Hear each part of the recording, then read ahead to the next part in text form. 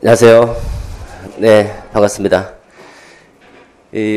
오늘 그 합격 설명회는 두 가지 방향으로 안내를 드리겠습니다. 첫 번째는 제 강의 방향이고, 두 번째는 이제 공부 어떻게 할 것인가, 공부 전략, 크게 두 가지 항목으로 설명드리도록 하죠. 책자 받으셨죠? 가이드인데 마치 무슨 크리스마스 선물 같지 않습니까? 네, 표지 제가 골랐는데요. 괜찮은 것 같죠? 그리고 교육학 교재가 나왔는데, 여기 어떤 여성분이 앉아서 공부를 하고 있습니다. 새로 출간이 됐고요. 자, 제가 오늘 출발할 때 먼저 비유를 하나 들도록 하겠습니다. 이게 이제 여러분 잘 아시는 것처럼 발자국이죠. 우리가 갓 태어난 그 유아를 보면 걷는다는 것이 굉장히 어렵습니다. 그래서 이 보조 장치에 의존하면서 걸음을 배우기 시작하죠. 한 걸음을 내딛기가 그렇게 어렵다는 건데, 한 걸음을 내딛으면 이제 그것이 걸음걸이가 됩니다. 이렇게 쭉 이제 걸어가는 거죠. 그리고 이제 걸을 줄 알면 달리기 시작합니다. 이렇게 달려가는 거죠. 이렇게 일련의 과정이 우리가 보기에는 굉장히 쉽지만 어린 아이의 입장에서 볼 때는 굉장히 어려운 과정이다라고 볼 수 있고요. 공부라고 하는 것도 비슷하지 않을까 싶습니다. 한 문장 한 문장을 본다는 게 굉장히 어려운데, 이 많은 문장들이 모여서 이제 한 단원들이 만들어지고 한 교과가 만들어지는데, 이 과정이 굉장히 어렵고, 이것을 이제 계속 반복적으로 해줄 때 능숙하고 숙달되면서 좀 쉬워질 수 있다라는 건데, 이런 과정 속에서 어떤 비트, 박이 형성이 되고 리듬이 생기게 되는데, 공부도 어떻게 보면 이제 리듬이라고 볼 수 있는데, 이게 리듬이 생기면 바로 이제 이렇게 음악이 되는 거죠. 음악. 공부는 이렇게 즐거울 수 있다. 잘만 하면 재밌고 음악처럼 즐거울 수 있다. 이런 말씀을 드리고 시작하도록 하겠습니다. 자, 여러분들이 나름대로 이제 머릿속에, 내가 이제 여러분들 어쨌든 뭐 올해 임용시험을 준비하는 입장이기 때문에 무엇을 어떻게 해야 될 것인지, 내가 과연 잘할 수 있을 것인지, 그럼 무엇을 어떻게 해야 될 것인지에 대한 어떤 막연함도 있을 것이고, 내가 과연 1년 동안 공부를 잘할 수 있을 것인가 라고 하는 어떤 불안감 또는 두려움, 이런 것들도 어느 정도 혼재되어 있을 거라고 생각이 드는데요. 저는 감히 이제 이 자리에서 말씀드리고 싶은 거는, 저하고 공부를 하신다면, yes, I can do it. 그래, 할 수 있어. 확신으로 바뀔 거라고 생각이 듭니다. 실제 뭐 시험 보시면 아시겠지만, 제가 강조하고 있는 것들이 이제 거의 지금까지는 계속 나오고 있고 하니까, 이런 확신에 찬 형태로 시험장에 갈 수 있지 않을까 싶고요. 특히 시험장에 가서 이제, 맞아, 역시, 뭐 이렇게, 나올 수 있지 않을까 싶은데, 거기 이제 그 가이드도 있지만 2018학년도, 2019학년도 그 1차 시험 보고 나서 그 당일에 올라온 후기들이 있는데, 요건 2019학년도인데요. 잠깐 보시면, 글자 잘 보이는지 모르겠네. 강조한 내용만 나왔다. 뭐, 대박이다. 뭐, 갓지수다. 저는 이 갓지수 상당히 좋아합니다. 그 다음에 교육학을 너무 몰랐다. 뭐, 처음 하면 다 모르죠. 그죠? 너무 몰랐는데, 만점인 줄 알았다. 만점을 두고 공부했는데, 공부한 게 다 나와서 너무 놀랐다. 뭐 이런 얘기도 있고요. 그 다음에 일 병행하면서 이제 공부하시는 분들도 더러 있습니다. 이런 분들 상당히 어렵죠. 특히 뭐 이제 육아를 하시는 분들도 계시고, 또는 뭐 기간제 교사, 이런 그 업무를 하시면서 공부하시는 분들도 있는데, 이런 분들도 공부하기 상당히 어려운 상황 속에서도 열심히 이제 공부를 열심히 했죠. 다뤄준 게 다 나와서 놀랐다는 얘기도 하고, 늦게 시작하는 분들도 있어 보면요. 6월이나 뭐 또 5월이나 또 7월 또는 9월부터 시작하는 분들도 계시더라고요. 그런 분들도 있는데, 소문 듣던 대로 짱이다. 뭐, 소문이 어떻게 나는지 잘 모르겠지만, 그 다음에 이해와 더불어 쏙쏙 암기가 되도록 해줘서 종교심이 있을 정도로 열정적으로 강해지 어쩌고저쩌고 지금 나오고 있죠. 그죠? 그 다음에 쟁점 목록 마지막에 11월에 쟁점 목록 체크해 주거든요. 그 체크해 준 거에서 다 나왔다. 그 작년에도 그렇고 올해도 그렇고 다 나와서 정말 놀랬다라는 분도 계시고, 사랑한다는 얘기도 있고, 그 다음에 너무 막막하고 힘들었는데, 이분도 이제 늦게 시작했죠. 너무 막막하고 힘들었는데 강조한 부분들이 나오는데 참 감사했다, 이런 얘기도 있습니다. 시험 잘 보고 나왔다. 20점 길만 걷자. 20점 길 걸어야 되겠죠. 이왕 공부하는 거라면 이제 18점에서 20점, 우리가 20점을 생각하면서 공부를 하는 것이 좋고요. 그 다음에 시험 보면 이제 제 얼굴이 떠오른다는 분들 종종 있습니다. 그 다음에 1년 동안 좋은 강의 너무너무 감사하다. 교수님 강의는 정말 최고입니다. 이런 분도 계십니다. 자, 만점 전략 설명입니다. 간단하게 몇 가지로 집약해보면 4가지로 집약해서 설명을 드리도록 하겠습니다. 첫 번째는 아무래도 이제 그 출제 범위라든지 시험 일정을 잘 모를 수도 있기 때문에 간단하게 안내해드리고, 두 번째는 이제 제 교육과 강의 특징, 어떤 특징들이 있는지를 간단하게 잡아드리도록 하겠습니다. 그리고 같이 더불어서 연간 강의 계획을 간단하게 소개하고, 마지막으로 공부 어떻게 할 것인가 이렇게 살펴볼 수 있습니다. 그러니까 크게 보면 이제 제 강의 어떤 형태로 이루어지는지, 두 번째는 어떻게 공부해야 될 것인지, 이 2가지로 집약해 볼 수가 있습니다. 하나씩 들어가도록 하죠. 시험 일정과 출제 범위입니다. 여러분 그 가이드에도 물론 있습니다. 자, 보면 1차 시험은 일단은 교육학과 전공을 치르게 되는데, 한국사는 패스제이기 때문에 이거 5년간 유효합니다. 지금 만약에 한국사 요 3급 이상인데 3급 이상을 못 따신 분들은 이거부터 먼저 하셔야 돼요. 그죠? 이거부터 당장 오늘부터 돌아가셔서 이거부터 따시고 이제 본격적으로 1월부터 공부하겠다 이렇게 생각하시고, 시험 내년 1월부터 한국사에 매여 있다는 거는요, 아무래도 신경이 분산되기 때문에 바람직한 모습이라고 볼 수는 없겠죠. 자, 교육학입니다. 1교시입니다. 9시부터 10시까지 60분간 치르게 되어 있습니다. 1시간. 그 다음에 이제 40분 쉬고, 90분 동안 전공 A를 보고, 또 40분 쉬고, 90분 동안 전공 B를 봅니다. 이렇게 해서 총 4시간이죠. 4시간 만에 1년의 농사가 끝난다. 이 4시간을 위해서 그렇게 피눈물을 흘리면서 달려가는 겁니다. 자, 구체적으로 좀 더 들어가도록 하죠. 교육학입니다. 논술형입니다. 딱 한 문제가, 크게 보면 딱 한 문제고, 영역별로 이제 쭉 나눠집니다. 일반적으로 이제 출제 영역을 보면, 여기서 교육학 개론부터 사철학, 교육과정, 평가, 방법 및 공학, 심리, 사회, 행정, 그리고 마지막으로 생활지도 상담인데, 가장 중요한 거는 이제 교육 행정 파트입니다. 이건 해마다 출제되기 때문에 출제되는 이유가 있습니다. 제가 여기서 말씀드릴 수는 없겠지만 매년 출제될 수밖에 없는 부분이고, 그다음 두 번째로 중요한 파트는 이제 교육과정과 교육평가, 그다음에 교수학습 요 3가지입니다. 3가지. 크게 이제 논술은 논점이 4개가 나옵니다. 큰 문항 하나지만 따져보면 영역별로 4개 논점이 출제됩니다. 4개 영역에서 나온다 보시면 되는데, 교육행정은 매년 출제가 됐고, 그 다음에 교육과정과 교육평가, 그리고 교육방법 요 3개, 이렇게 하면 4개잖아요. 그죠? 4개인데, 이게 원칙인데, 보통 요 3개 중에서 교육과정, 교육평가, 교육방법 3개 중에서 하나가 빠지면서 나머지 하나가 들어오는 꼴로 됩니다. 하나. 그래서 공부를 하려면 당연히 교육행정부터 먼저 확실하게 내 걸로 잡아야 돼. 이거는 어쩔 수 없이 이거는 나올 수밖에 없다라는 거고, 두 번째는 교육과정, 교육평가, 교육방법론 요 3개까지는 잡아주셔야 됩니다. 여기까지.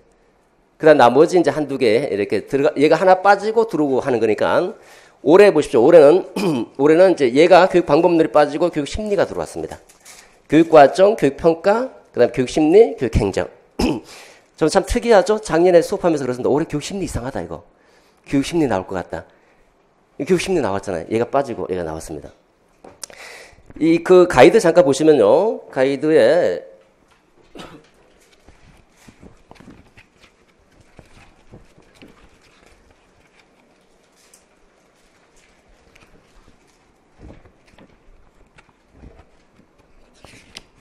34페이지 잠깐 참고해 보시면, 34페이지에 그 2019학년도 이제 영역별로 출제 경향 분석을 해놓은 거 있는데요. 2019학년도 잠깐 보시면 교육과정에 경험 선정의 원리, 가장 기본적인 거죠. 가장 기본적이고 우리가 7월달에도 문제를 풀어봤고요. 모의고사에서. 잠재적 교육과정, 이거 중요하다고 그랬거든요. 잠재적 교육과정 나올 수밖에 없는 이유가 있었어요. 계속적으로 논의가 되고 있고, 최근 그 경향에 보면 영교육 과정하고 잠재적 교육 과정 어느 게 더 중요하냐, 제가 수업 시간에 분명히 말씀드렸습니다. 둘 다 중요한데 잠재적 교육 과정이 더 중요하다. 다중지능 이론 교육 심리입니다. 이거는 뭐 지능 이론 그러면 다중지능 이론하고 스턴버그 3원 지능 이론 2가지는 꼽고 들어가야 되잖아요. 그죠? 요거는 다중지능 이론 구석구석까지 물어봤죠. 지능의 요소를 물어봤습니다. 지능 요소 암기 방법까지 제가 알려드렸거든요. 그 다음에 이제 평가 보시면 리커트 척도법하고, 리커트 척도법은 정의적 영역의 평가 방법 중에 하나입니다. 정의적 영역에서 평가할 때 여기도 이제 문제가 정의적 특성을 평가하는 것과 관련된 부분이고, 그래서 리커트 척도법이 나왔고, 그 다음에 신뢰도 추정 방법, 요것도 평가 영역이죠. 신뢰도 추정 방법, 신뢰도 개념하고 추정 방법 중요하다고 말씀드렸고, 암기 방법까지도 소개해드렸습니다. 어떻게 외워야 될 것인지, 제동이 반문한다. 이런 식으로. 그 다음에 변혁적 지도성, 지도성의 1순위입니다. 지도성은 지도성 나오면 딱 두 개 들면 변혁적 지도성과 분산적 지도성이다. 이거 왜 중요한가? 2015 개정교육과정에서 매우 강조해왔기 때문에 그렇다라는. 당연히 중요한 것들 중심으로 나올 수밖에 없고, 여기 보시면 교육행정 파트 나왔죠? 교육행정 쭉 올라가 보십시오. 2014학년도부터 교육학 논술이 본격적으로 도입됐습니다. 거기 이제 중등 특수는 이제 예외적인 부분이고, 2014학년도부터 쭉 출제되는데 한 번도 예외 없이 교육행정 나오고 있잖아요. 그죠? 그만큼 중요하다라는 거. 그 다음에 교육과정하고 교육평가, 아까 말씀드린 대로 교육과정, 교육평가, 그 다음에 교수학습 방법론, 교육방법론, 요 세 가지가 두 번째로 중요하다 이렇게 볼 수 있고, 공부라는 과정 속에서 어쨌든 과목별로 강약을 조절하자면 이 네 개의 영역은 반드시 짚고 넘어가야 된다라고 볼 수 있습니다. 이렇게 해야지 최소 16점에서 18점 이상은 나올 수 있다는 거예요. 나머지까지 다 하면 물론 이제 18에서 20점까지 이제 우리가 바라본다라는 거죠. 올해 이제 교육 심리가 나왔으니까 얘가 이제 내년에 빠지겠죠? 양이 어마어마합니다. 교육 심리는. 양이 어마어마하면서도 요거 어렵게 나옵니다. 교육 심리는. 어렵게 나올 수밖에 없어요. 얘가 빠지면 이제 나머지 다시 이렇게 돌아갈 수 있겠죠? 교육과정, 평가, 방법, 행정 돌아갈 수 있고, 또 이 중에 또 이제 또 마찬가지로 다르게 빠지고 나머지가 또 들어올 수 있는 거고, 그런 부분입니다. 자, 그 다음에 전공 부분입니다. 전공은 뭐 제가 할 말이 없습니다. 제가 여러분들이 전공에서 각자 이제 뭐 설명회를 들으셨을 걸로 알고요. 특이한 점은 이제 논술형이 사라지고 서술형으로 대체됐다라는 부분입니다. 자, 그 다음에 보도록 하죠. 2차 시험입니다. 2차 시험은 너무나 먼 거리에 있습니다. 그래서 지금 설명하기는 좀 그렇고, 간단하게 이제 가이드 책자 한번 보시면서, 나중에 어차피 나중에 1차 끝나고 보통 이제 2차를 준비하기 때문에 그때도 늦지 않습니다.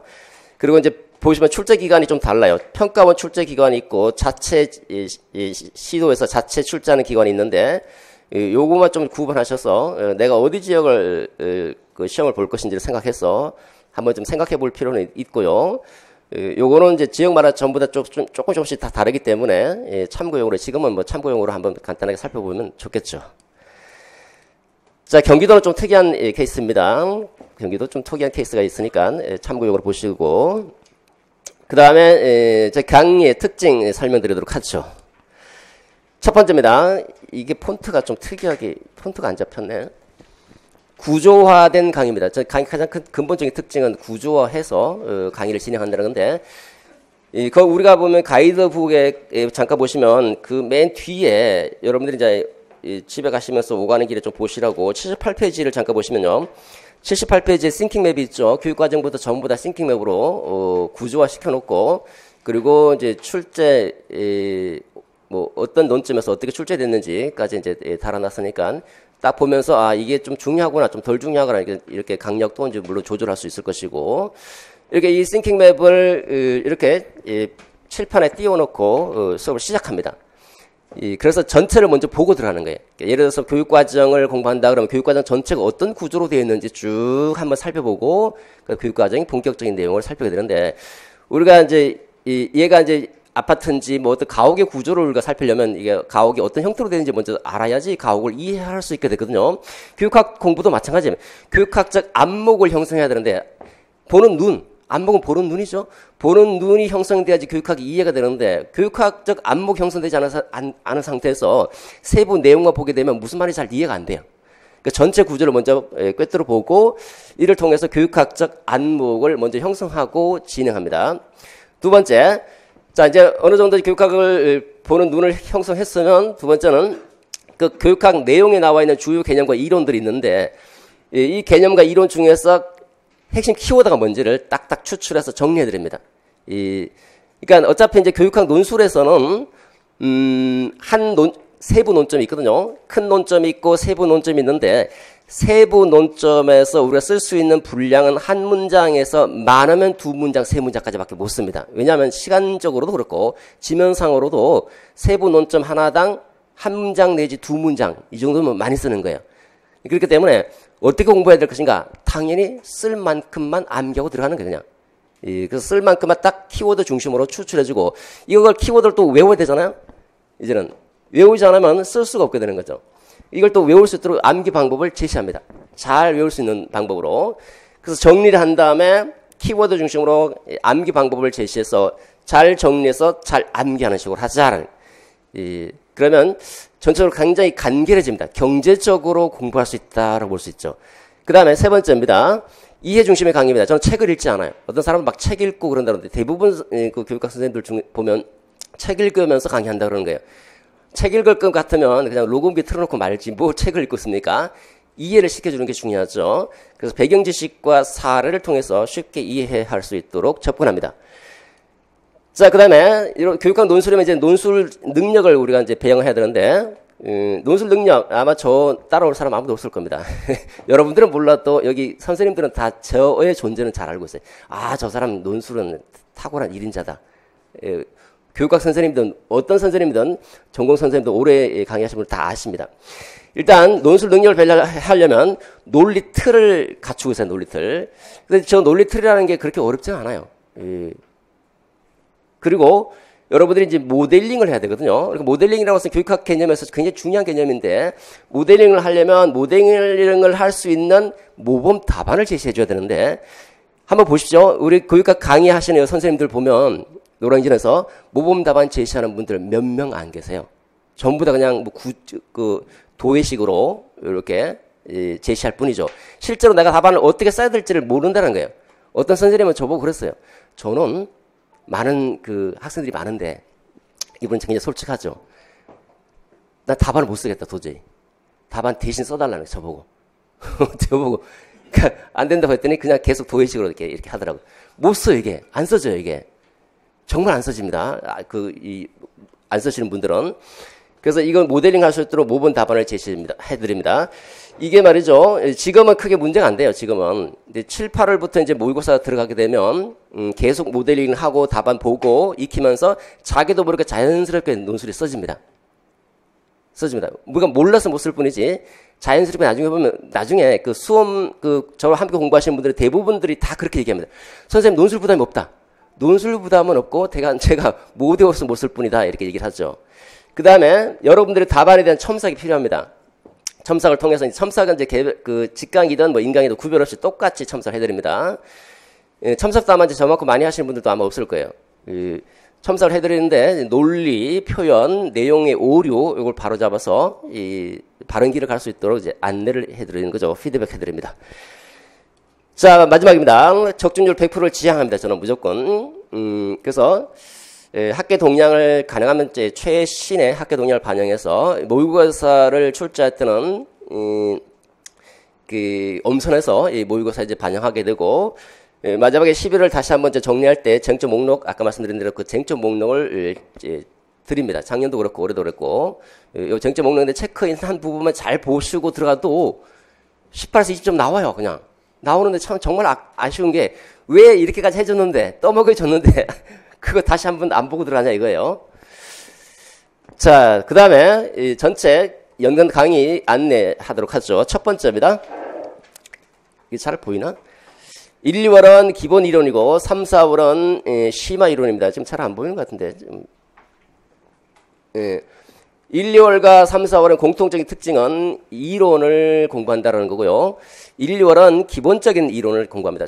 교과서, 교재 내용을 전부 다 보는 것이 아니라 가장 중요한 기본적인 베이스만 먼저 깔아드립니다. 전체 방향은 프레임 익히는 것도 똑같지만 1, 2월은 기본을 먼저 잡아드리고 그다음 핵심을 확실하게 잡자라는 거고요. 두 번째는 샅샅이 다 뒤집니다. 3, 4월은 양이 좀 많죠. 1, 2월보다는. 1, 2월에 가능하면 1, 2월에 있는 내용은 간단하게만 언급하거나 때로는 넘어가기도 하고, 보통 경우는 대부분 언급을 합니다. 근데 1, 2월처럼 똑같이 다뤘다가는 그 제한된 시간 안에 그 강의를 나가지 못하기 때문에 3, 4월은 1, 2월에 다뤘던 부분은 간단하게만 언급하고 다루지 않았던 내용들을 중심으로 집중적으로 전체적으로 이론을 전부 다 정리한다 이렇게 보시면 됩니다.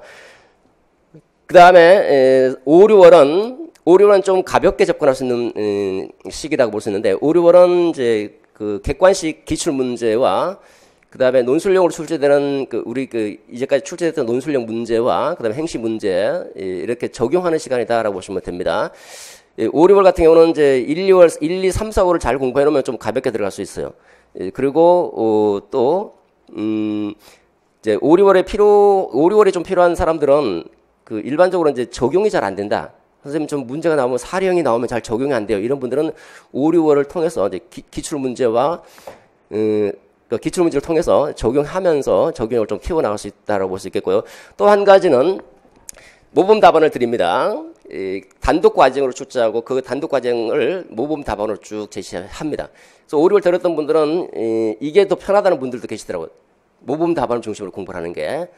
근데 이제 그거는 사람들마다 다르기 때문에 답안으로 공부할 수도 있고 정리되는 것을 중심으로 공부할 수도 있고요.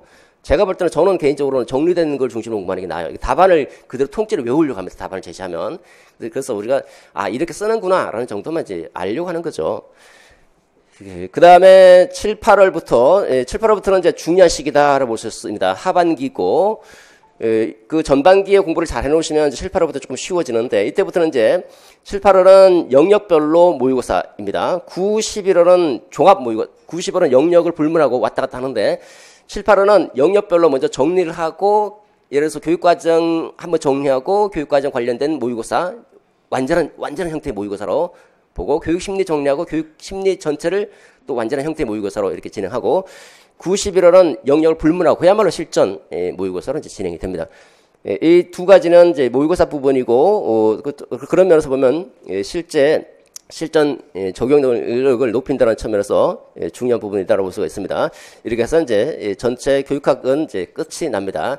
전체적으로 쭉 보면 1월부터 12월까지 저 강의 특징 중 하나가 이건 제가 언급한 게 아니라 이제 학생들이 언급하더라고요. 선생님 무한 반복 시스템입니다. 그래서 제가 이제 붙여놓은 건데, 1, 2월, 3, 4월 했던 이론이 계속 반복이 돼, 계속. 특히 1, 2월에는, 1, 2월 강의는, 아무래도 처음 출발하기 때문에 1, 2월 강의는요, 예를 들어서 이제 교육과정을 강의하잖아요. 그 교육과정 전체 PPT를 가지고 쭉 전체를 보여드리고, 그 다음에 한 챕터를 또 강의합니다. 한 챕터 다시 정리합니다. 또 두 번째 챕터 강의 끝난 다음에 또 강의 끝날 때 또 정리해드려요. 그 다음에 마지막으로 교육과정 다 끝났죠? 교육과정 다 끝나면 다시 전체 싱킹맵도 교육과정 싱킹맵 끄집어내서 또 한번 정리해야 돼요. 그러니까 계속 정리가 돼요. 계속. 설명하고 또 정리, 설명하고 정리. 마지막에 끝날 때 또 한번 또 정리. 그러니까 1, 2월은 굉장히 반복이 많이 돼요. 1, 2월. 3, 4월 넘어갈 때는 이제 양이 많기 때문에 이렇게까지는 못합니다. 어쨌든 3, 4월에도 정리하고 5, 6월, 7, 8월, 9, 10월 9, 11월에도 보통 보면요 9, 11월 강의하시는 분들은 문제만 풀고 마는데 저는 문제를 풀고 또 한번 정리해줘요. 그러니까 계속 계속. 그러니까 계속 따라오시는 분들은 가만히 듣기만 해도 나중에 다 기억이 되더라 이렇게 얘기를 하죠. 그리고 이런 얘기를 하더라고요. 1, 2월, 3, 4월 처음 공부하시는 분들은 1, 2, 3, 4월하고 7, 8, 9, 10월을 꼭 들으라 이제 보통 학생들 사이에 이제 이런 얘기를 하시는데 제가 봐도 그게 맞는 것 같아요. 5, 6월은 약간 가볍게 넘어갈 수 있는 부분이니까 안 들어도 되지 않을까 싶은데 물론 들으면 더 좋겠죠. 이렇게 보면 기본 그러니까 이론을 확실하게 익히고 그다음에 모의고사 보는 형태로 특히 7, 8월부터는 반드시 들어야 된다 이런 얘기를 하시더라고요. 여기도 이제 어떤 합격 수기에도 써놨습니다. 또 올해 특이한 게 직강에서 패키지가 개설이 됐거든요. 인강은 작년에 개설이 됐어요. 올해는 직강도 이제 패키지를 개설했는데 이 패키지를 하면 제가 볼 땐 5, 6월 전체 패키지를 하게 되면요. 1, 2월 듣고 7, 8, 9, 10을 듣는 거나 5, 6월 빼고 듣는 거나 그 가격이 별 차이가 안 나는 것 같아요. 그럴 바에는 그냥 패키지를 하는 게 낫지 않을까 이제 개인적으로 그냥 이렇게 생각하고. 자, 그다음에 이제 면접입니다. 면접은 이제 교육학과 이제 별도로 우리 공부하신 분들은 제가 이제 별도로 다 무료로 강의를 해드립니다. 자, 세 번째 마지막입니다. 탁월한 만점 공부 전략 설명하도록 하죠. 자, 공부는 왕도가 없습니다. 왕이 가는 길이 없다는 거죠. 누구나 다 똑같은 길을 간다라는 건데, 그런데 어떤 길을 가느냐는 차이가 있다는 건데, 이를 우리가 정도다라는 정도는 있다. 바른 길을 가야 된다라는데, 돌아서 가지 말고 직선 코스로 시간을 절약하면서 똑바로 갈 수 있는 방법을 우리가 찾아야 되겠죠. 자, 먼저 문제식으로 합격과 불합격의 근본적인 차이는 무엇인가? 어디서 나오는가? 아주 간단합니다. 합격은 합격할 만큼 공부하는 것이고 불합격은 합격할 만큼 공부를 안 했다. 했다 안 했다 차이입니다. 근데 이 했다 안 했다가 굉장히 어려운 거죠. 그 실패를 하게 되는데 그 실패를 왜 하는가? 왜 실패를 하는가? 도대체 똑같이 공부를 했는데 누구는 합격하고 누구는 실패를 하는데 어디서 나오는가? 변화를 두려워하기 때문에 잘 안 변하려고 한다는 거예요. 여러분들 습관 잘 안 변하죠, 그죠? 사람 습관 잘 안 바뀝니다. 공부 습관 잘 안 바뀌어요. 어떤 분들은 저와 함께 공부하면서 공부하는 방법도 배운다 그러는데 그거 중요한 거예요. 공부 방법을 배워야 돼, 이것도. 조금씩 자신의 모습을 바꾸자 그러는데 인간은 변화하는 걸 두려워한다는 거예요. 왜? 왜 변화를 두려워할까요? 본능이라고 그래요, 본능. 인간의 본능이. 여러분 보면 이제, 음식점에 가더라도 똑같은 음식을 자꾸 먹으려고 그러잖아요. 그죠? 새로운 변화를 시도하지 않으려고 그래요. 그래서 가던 길도 또 그게 돌아가는 길임에도 불구하고 그 길로 가고 있어요. 따져보면 지름길이 있는데 그 길을 계속 가고 있습니다. 이렇게 변화를 두려워하는 것은 본능 때문이다라고 얘기해요. 여기 보시면 UCLA 의과대학의 마우어 교수가 연구한 게 있는데요. 인간의 뇌는 변화를 두려워한다라고 해요. 바뀌는 것을 두려워한다. 그래서 습관대로 그대로 하려고 해요. 여러분 앞으로는 합격하려면 여러분을 바꿔야 돼요. 이제는. 만약에 작년에 시험 봐서 떨어졌었다. 공부 방법이 문제가 있었는지, 강의에 문제가 있었는지, 그 다음에 교재에 문제가 있었는지 잘 보시고 바꿀 때는 확 바꿔줘야 돼요. 변화시켜줘야 되는 거예요. 그렇지 않으면 똑같은 길을 그대로 갑니다. 공부 방법도 그 방법 그대로 고수하겠다가는 뭔가 문제가 있으니까 떨어지는 거 아닙니까? 그죠? 우리가 임용시험은 1년에서 2년 정도 집중해서 공부하면 합격하는 시험입니다. 물론 이제 여러 상황이 있을 수는 있어요. 뭐 직장에 다니기 때문에 또 아기를 봐야 되기 때문에 뭐 이런 것들 여러 상황이 있을 수 있습니다. 어쨌든 뭐 여러 상황들이 있는데 그 상황이라 하더라도 2년 안에는 끝낼 수 있거든요. 그래서 1년에서 2년 안에 끝낼 수 있는 시험이다라고 볼 수 있습니다. 우리 저 수업 듣는 분들은 초수생 합격생들이 굉장히 많더라고요. 작년도 그렇고 올해는 아직 발표가 안 나는데 제가 알기로는 50% 이상 초수생이었는데 그분들 다 합격하더라고요. 물론 전공에서 받쳐줘요. 교육학은 제가 받쳐주니까 전공만 이제 잘 받쳐주면 합격할 수 있다고 생각합니다. 1년에서 2년 안에 끝내야 됩니다. 자, 어떻게 합격하는가 보도록 하죠. 아까 말씀드린 대로 변화를 두려워하는데 그걸 극복해야 된다. 변해야 됩니다. 어떻게 변할 수 있을까요? 뇌가 인지하지 못할 정도로 스몰 스텝에 그러니까 이제 매일 그 아침에 늦게 일어나시는 분들 보면 다음 내일부터는 이제 예를 들어서 9시에 일어나는 분이 내일부터 6시에 일어나야지 했다가는 못 일어납니다. 왜냐하면 하루 정도는 일어나요. 이틀날 3일 정도 지나면 어떻게 합니까? 야, 뇌에서 신호를 보냅니다. 야, 너 피곤해. 그나저 내가 피곤하구나.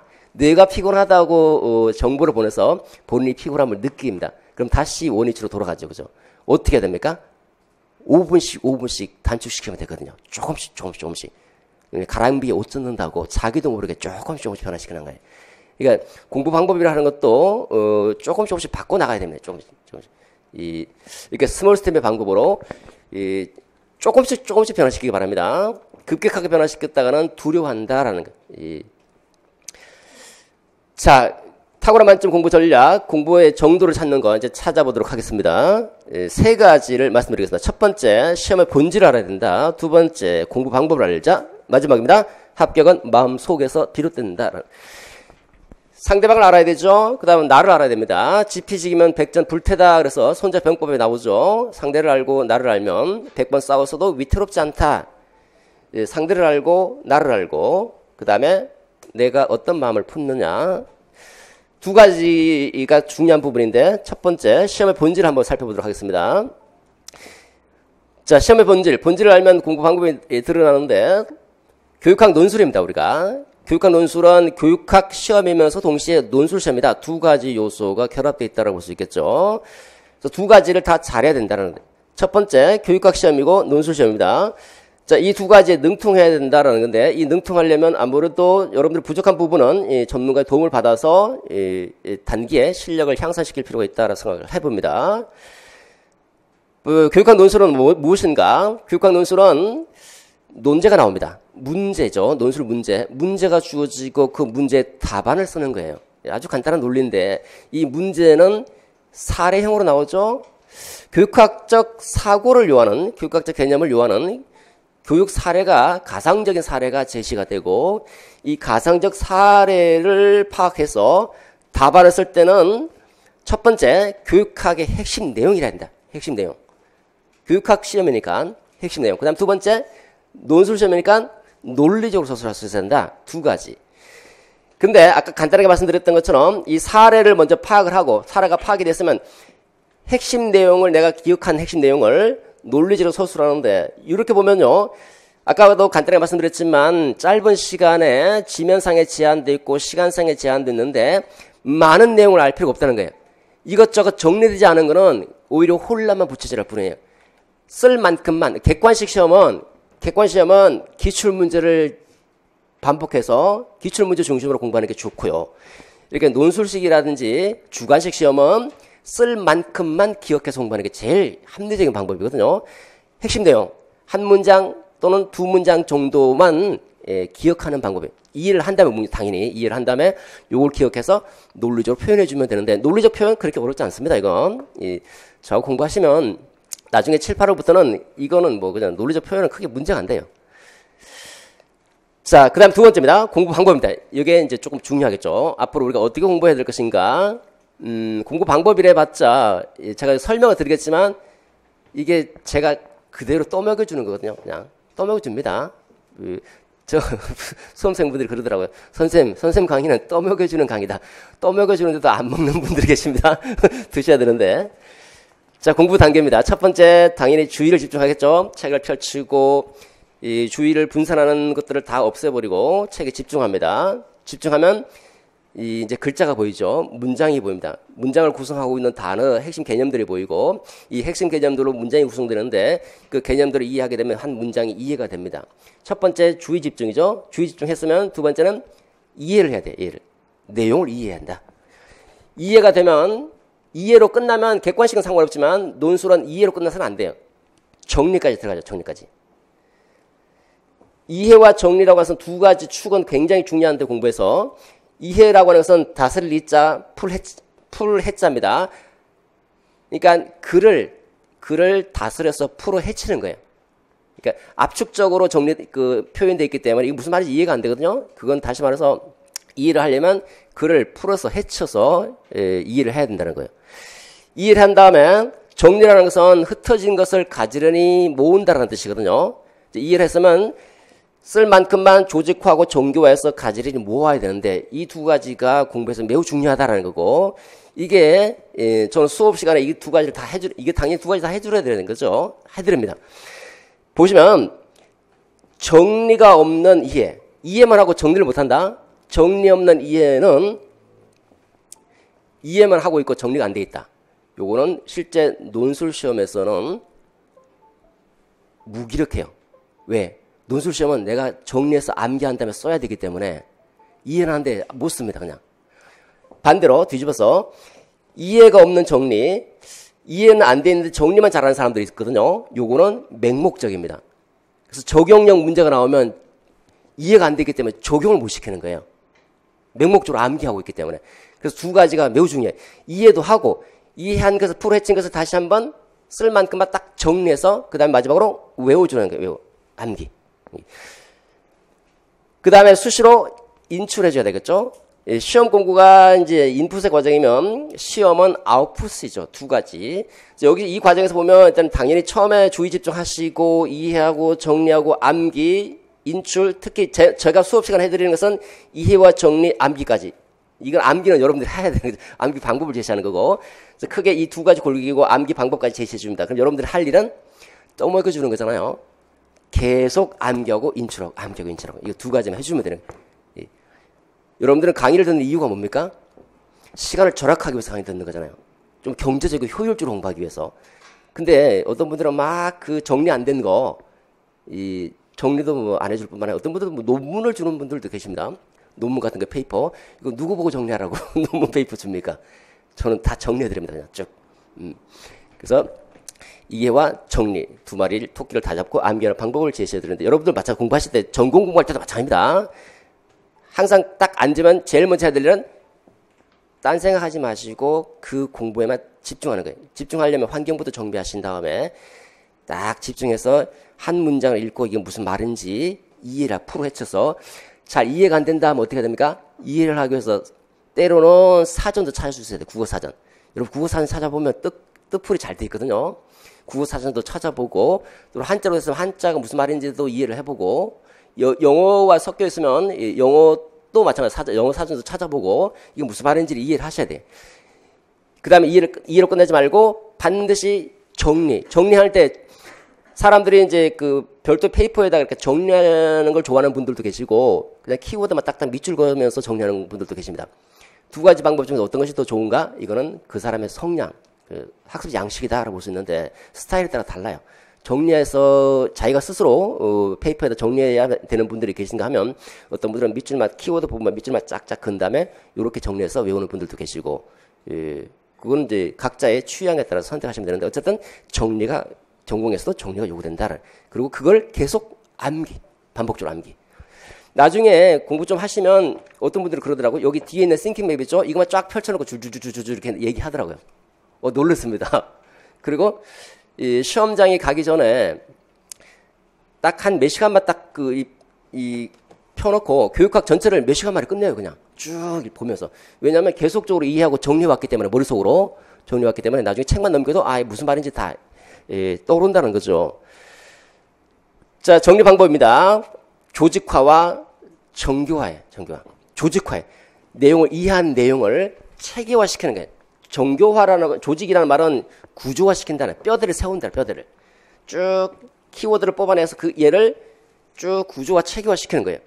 정교화는 얘를 좀 구체화시키는 거거든. 정교화는 조금 구체화 한 문장 두 문장으로 자꾸 말로 표현해 보는 거예요. 말로 문장으로 이제 정리한다고 해서 이 문장으로 다 정리해 놓으면 좀 곤란해요. 근데 키워드만 딱딱 뽑아내서 이거 배열을 시킨 다음에 얘를 말로 쭉쭉 한 문장 또는 두세 문장으로 계속 말로 해보는 거예요. 일단 한번 보여드리도록 하죠. 그 다음 암기 방법입니다. 많습니다. 거기도 우리 가이드에도 보면 암기 방법이 나와 있는데 두문자법, 운율법, 스토리법, 연상법 등등 암기 방법을 동원해서 암기를 하시는 것이 효율적입니다. 굉장히 효율적이에요.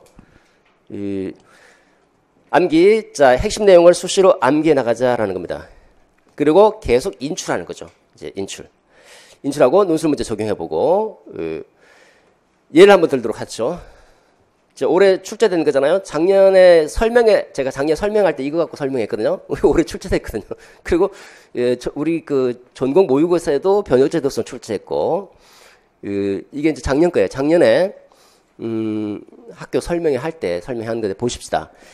자, 변형적 지도성에 대해서 우리가 이제 공부를 한다 그러면, 당연히 변혁적 지도성의 개념을 이해하고, 두 번째, 얘를 키워드 중심으로 정리해서 수시로 암기해야 되겠죠. 그죠? 이해하고 키워드 중심으로 정리한 다음에 이걸 암기하는 방법 이상한 영감의 지게다. 이렇게 암기한 다음에 키워드 암기하고 키워드에 있는 요거 몇 가지만 요게 구조화 시킨 거예요. 뼈대를 추출한 다음에 이거를 한 문장, 두 문장 말로 표현해 보는 거예요. 말로. 봅시다. 변혁적 지도성이 뭐냐?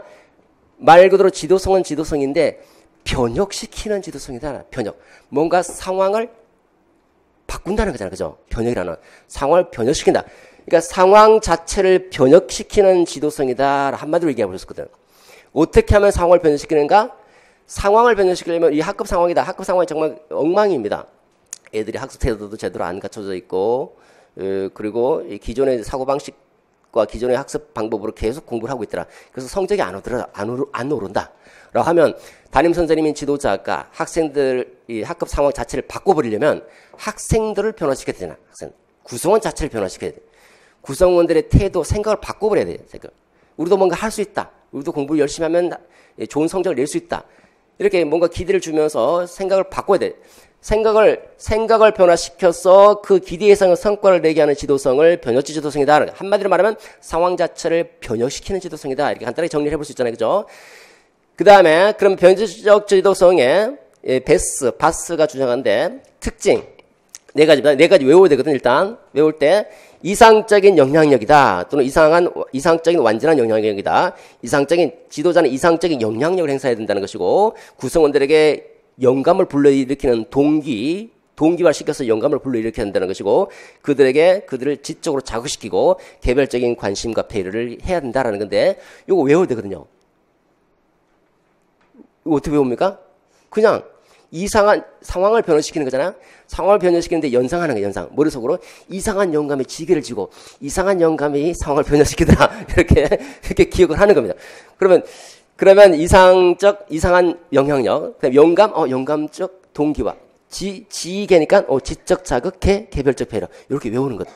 외운 다음에 다시 문장으로 이게 이상적 영향력이 무슨 말인지 써야 되게 풀어 써야 되잖아요. 여기 이상적 영향을 설명하는 게 여러 문장들이 됩니다. 그 문장 다 못 외워요, 어차피. 아까 말씀드렸죠? 이걸 쓴다면 한 문장 정도밖에 못 쓰는 거냐, 한 문장만 써도 잘 쓰는 거거든요. 그러면 이 중에서 키워드가 이제 이 비전 제시, 신뢰와 존경을 받고 동의시나 모범의 대상이 된다. 이건데, 이 중에서 이제, 신뢰와 존경을 받는다, 동의시 대상이 된다. 요런 정도만 기억하고 있으면 되는 거예요. 내가 안다는 거잖아요. 그러니까 이상적 완전한 영향력을 행사한다. 이 구성원들에게 신뢰와 존경을 받고 동일시 대상이 되므로써 이상적인 영향력을 행사한다. 이렇게 설명하는 거예요. 이렇게 풀어주는 거지. 두 번째, 영감적 동기와 비전을 공유하고 과업이 달성될 수 있다는 기대와 도전감을 줌으로써 동기화시킨다. 이렇게 설명하는 거죠. 그 키워드만 딱딱 뽑아서 외울 때는 이렇게 딱 정리해놓으면 외우기 쉽잖아요. 그리고 자꾸 말로 중얼중얼 해보는 거예요. 말로. 논술의 가장 출발점은요, 처음부터 글로 쓰려면 잘 안 써져요. 논술의 기본은 오럴 컴포지션. 구두 장문. 그러니까 구두로 이렇게 장문하는 거예요. 이런 식으로 보죠? 이해를 했죠? 그 다음에 어느 정도 이해가 됐잖아요? 그 다음에 이해한 거를 반드시 정리해야 된다. 교과서를 보면서 키워드를 줄을 긋든지 또는 이렇게 따로 정리하든지 정리. 그리고 이걸 외워야 되는 때는. 외울 때는 암기 방법을 동원해서 외운다. 그리고 수시로 말해보면 되는 거예요.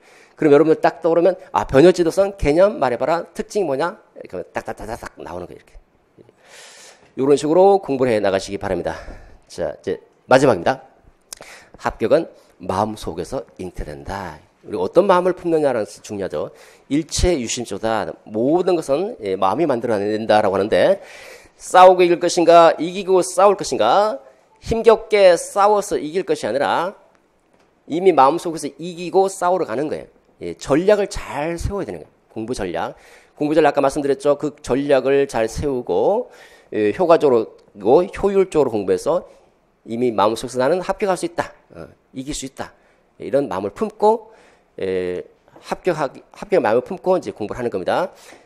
저는 합격을 마음에 품고 공부를 하는 방향으로 강의를 진행합니다. 어차피 이 1년 동안 우리가 뭐 헛수고하는 것이 아니기 때문에 마음속에 이미 합격을 마음에 품고 합격을 향해서 달리는 강의다. 이렇게 볼 수가 있습니다. 좋은 일을 생각하면 좋은 일이 생기고 나쁜 일을 생각하면 나쁜 일이 생깁니다. 여러분들이 하루 종일 생각하고 있는 바로 그것이다 라고 얘기합니다. 여러분들이 어떤 생각을 품느냐, 이것이 여러분들이 하루를 변화시키고 여러분들이 1년을 변화시키고 여러분들이 합격으로 이르는 길이 아닌가라고 생각합니다. 감사합니다. 이걸로 마치도록 하죠. 네. 질문 받겠습니다. 질문 있으시면 질문 받도록 하죠. 자, 여기까지 일단 끊고요. 뭐 간단한 질문도 좋습니다. 예.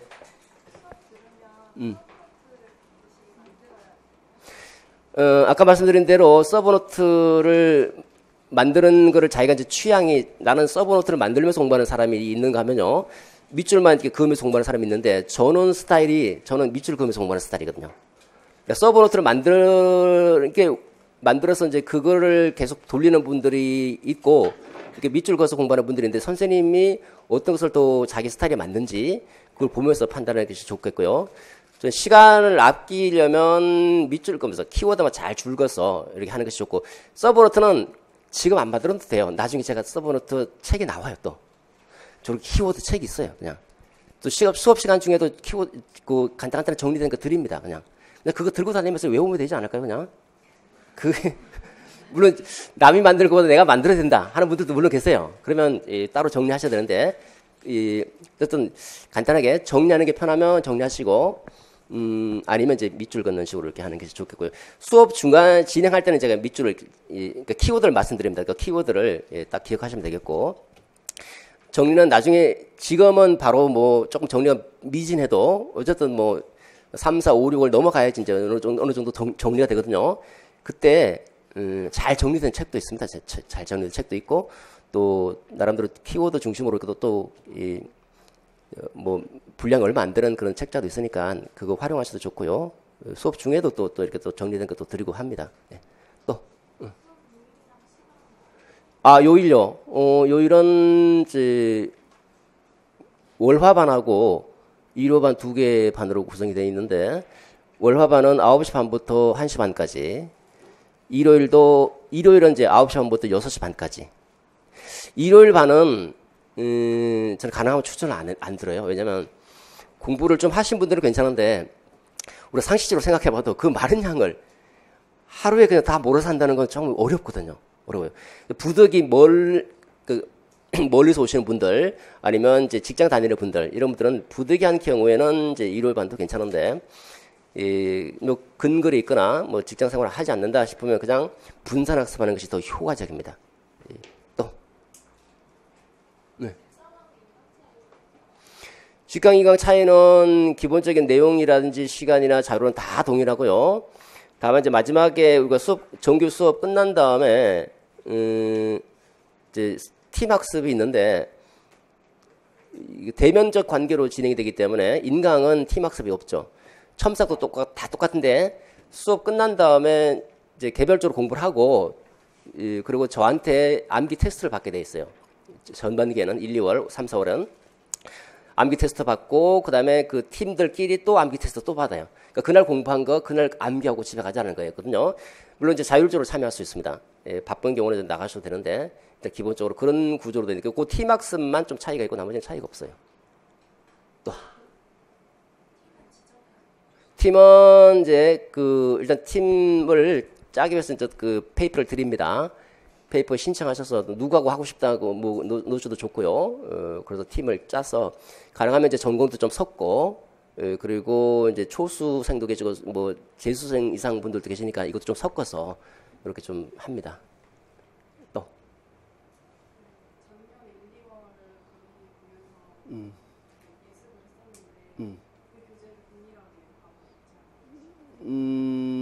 괜찮을 거예요. 근데 조금 달라진 부분이 있는데 이왕이면 새로 이제 페이지 수가 좀 다를 거예요. 그런 부분은 좀 불편한데 뭐 꼭 그거 봐야 되겠다 싶으면 그거 보셔도 되고요. 나중에 이게 지금 기본서거든요. 기본서인데 지금 한 1월 말에 2월 정도에 딱 한 권으로 된 책이 나와요. 작년에 핵심 속속이라고 하는 건데 어차피 나중에 그쪽으로 정리하게 돼 있어요. 그쪽으로. 나중에 보면 그게 분량이 얼마 안 되기 때문에 이게 한 권짜리거든요. 얘는 2권짜리인데 핵심 속속은 한 권짜리거든요. 이거는 이해를 하기 위해서 쭉 풀어놓은 거니까 그 핵심 속속으로 나중에 다 정리를 하시더라고요. 그렇기 때문에 그 핵심 속속 사시면 되니까 1, 2월은 좀 3, 4월 좀 불편해도 작년 교재로 보는 것도 뭐 괜찮은 방법. 다만 이제 불편할 수는 있겠죠. 예. 저는 자유주의자예요. 저는 얼마든지 가능하다. 근데 밑에서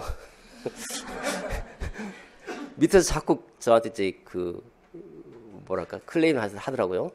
선생님 제발 좀 그러지 마세요. 근데 밑에서 안 해주더라고 잘. 그러니까 초기에는 해주는데 자꾸 왔다 갔다 하니까 뭐 업무에 뭐 방해된다는지 어떤 등 하면서 밑에서 안 해주시더라고요. 근데 처음에는 괜찮아요. 근데 잘 안 해주실 거예요 아마.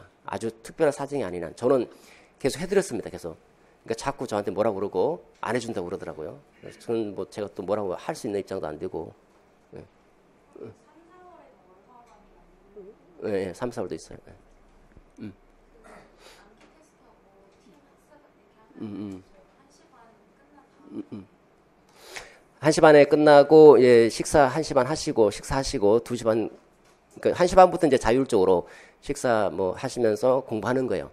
혼자. 그날 배운 거 쭉 복습하고, 그 다음에 일정한 시간, 뭐 예를 들어서 뭐 3시 반 또 4시 반 정도 시간을 제가 지정할 거예요. 그때까지 그날 배운 거 딱 공부를 하는 거예요. 공부를 하고 이제 팀들끼리, 우리가 스터디라고 하는 게는요, 이 초수 분들은 스터디가 필요가 없어요. 왜냐하면 다 몰라요. 서로 모르기 때문에 서로 누구를 가르친다는 거, 이건 오히려 오개념을 형성시킬 수 있거든요. 그러니까 저한테 물어보면 돼, 그냥. 저한테 물어보면. 저는 뭐 카페도 있고, 우리 티즈스파 게시판도 있는데, 가능하면 답변이 굉장히 빨라요, 그냥. 수시로 제가 보면서 답변해드리기 때문에. 또 이제 만나서 물어볼 수도 있는 거고, 그래서 스터디는, 팀 학습은 스터디 학습이 아니라 팀별로 모여서 암기 테스트 하는 거예요. 외웠는지 안 외웠는지. 어느 정도 강압 효과가 있거든요. 그래서 그날까 꼭 외워서 친구들한테는 좀 창피함을 안 당하려면 저한테도 마찬가지겠죠. 그죠? 고육인데 이 고육을 잘 넘기셔야 됩니다. 또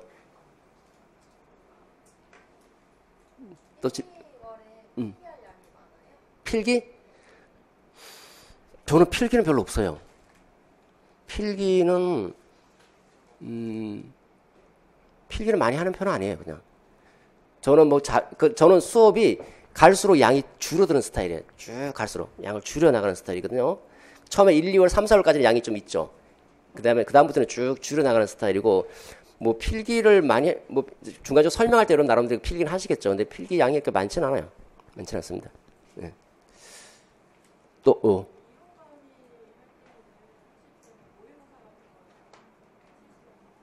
이론 강의 1, 2월, 3, 4월에 모의고사 봤다가는 아마 굉장히 어려워할걸요. 모의고사는 없고요. 모의고사는 이제 달달이 모의고사 있거든, 달달이. 매월 말에 간단하게 한번 이제 내가 공부한 거 점검해보자.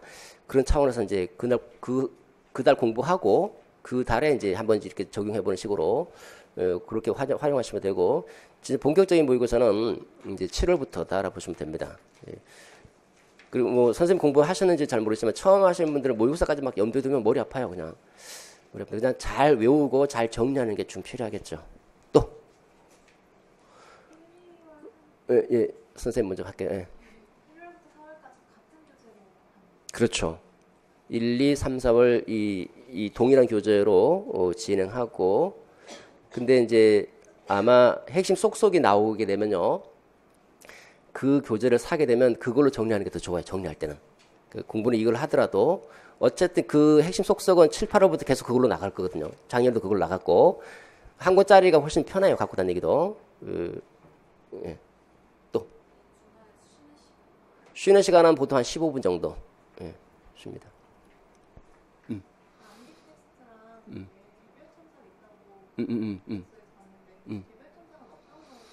첨삭은 제가 과제를 내드립니다.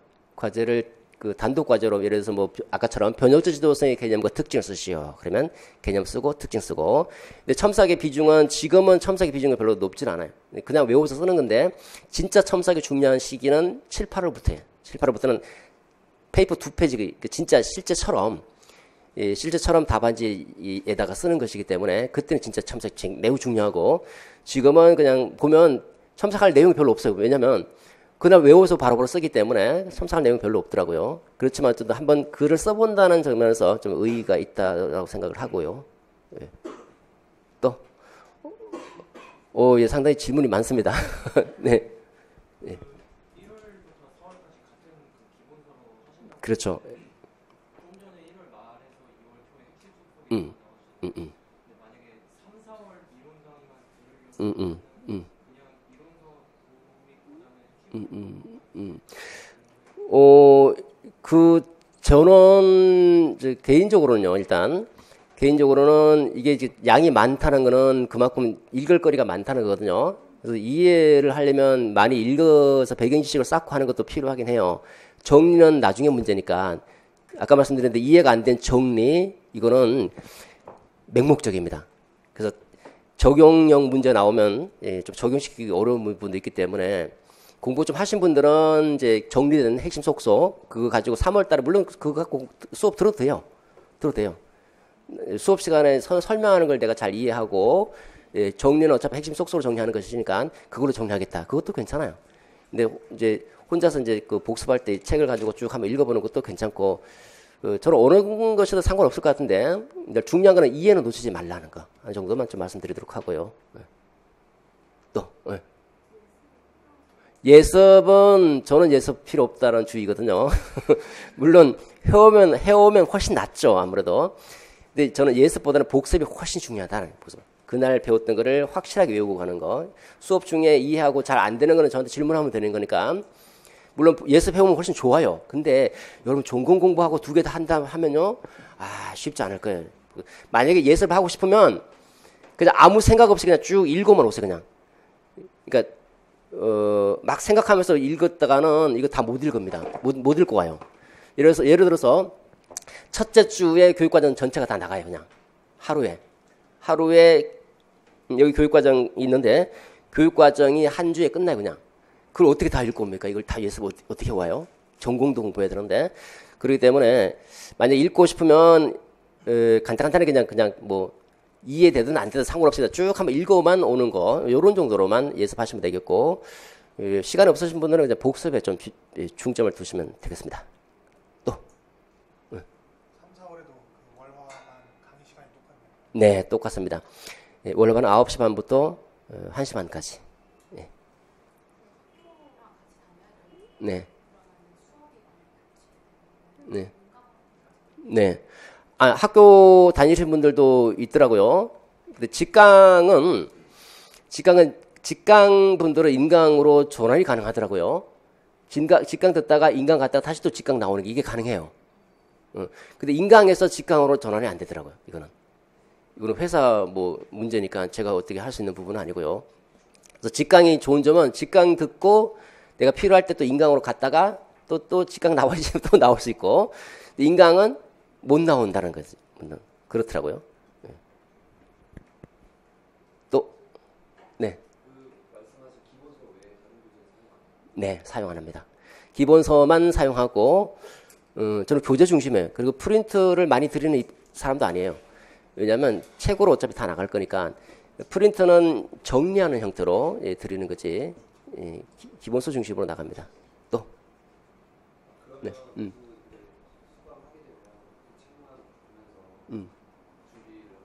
그죠. 책을 중심으로.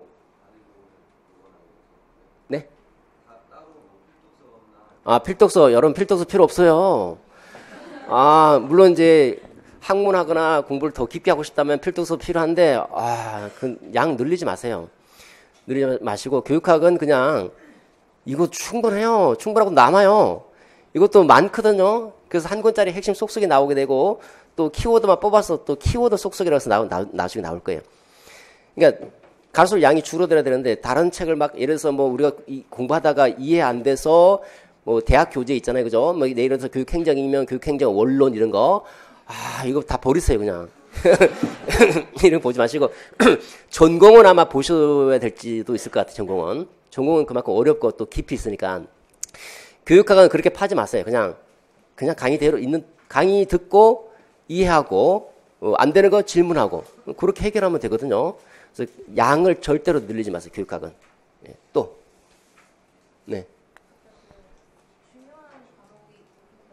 그렇죠. 그렇죠. 전부 다 다르죠. 그 1, 2월에도 상학원 다 다루고 3, 4월에도 상학원 다 다루는데 이제 그 중에서 이제 기본적인 걸 꼭 알아야 될 거, 기본 중심으로 다루는 게 1, 2월이라 한다면 3, 4월은 전부 다 다뤄, 전부 다. 안 다뤘던 까지 전부 다 다루고요. 그 다음에 당연히 이제 다 다뤄야 되죠. 4개 파트가 중요하다고 해서 4개 파트만 다루면 좀 곤란하겠죠. 근데 여러분들이 이제 공부하실 때 조금 더 교육행정하고 교육과정, 교육평가, 교수 방법론 여기 조금 더 중점을 두시다라는 거고 요거는 이제 득점 과목으로 만들어야 된다는 거예요. 득점 과목으로. 그리고 내용도 마찬가지예요. 이 안에 있는 내용도 강약에 따라서 중요한 것과 덜 중요한 것이 있거든요. 이걸 분별해서 중요한 거는 깊게 들어가야 되고 덜 중요한 거는 간단하게 겉핥기식으로 넘어가야 돼요. 그냥. 그걸 구별하지 않고 막 다 중요한 것처럼 공부했다가는 머리만 아프면 머리만. 그러니까 강약을 잘 조절하면서 덜 중요한 거는 좀 가볍게, 중요한 거는 깊게 이렇게 공부하는 것이 굉장히 효율적입니다. 또 전공도 마찬가지일 거예요. 전공도. 질문 있습니까? 마지막으로 자 고생하셨습니다. 올해 정리 잘 하시고 계획 잘 세우셔서 내년에 그 돼지해라고 그러죠. 복돼지해라고 그러는데 꼭 합격하는 그런 복을 받기를 바라고요. 요거 선물입니다. 선물 보자. 수고했습니다. 네. 네.